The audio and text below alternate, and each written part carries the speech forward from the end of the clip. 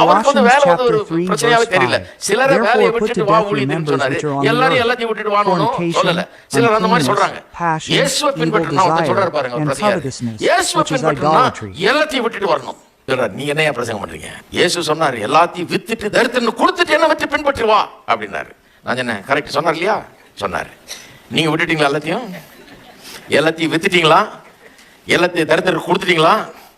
கதை பேசக்கூடாது. வந்ததே காரில் வந்திருக்கிறீங்க, அதையும் விற்கல. ஜனங்களுக்கு வந்து ரியாலிட்டியை பேச போனால் கோபம் தான் வரும் அவங்களுக்கு.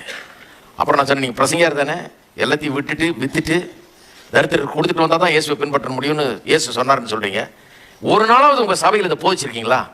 ஜனங்களுக்கு வந்தவங்களுக்கெல்லாம் ஞானஸ்தானம் கொடுக்குறீங்களா? சொல்ல வேணாமா? எல்லாத்தையும் வித்துட்டியா அப்படின்னு முதல்ல கேட்கணும். வித்தது மட்டும் இல்லை, தரித்திரர் கொடுத்துட்டியா? சர்டிஃபிகேட் எங்கே காமி, அதை காமிச்சினா தான் நீ இயேசுவை பின்பற்ற முடியும். அப்புறம் தான் உனக்கு ஞானஸ்தானம் கொடுத்து உன்னை ஏற்றுக்கொள்ள முடியும்னு சொல்லியிருக்க வேணாமா? அப்படி பிரசங்கம் பண்ணி பாருங்கள், ஒரு ஆள் கூட இருக்க மாட்டாங்க.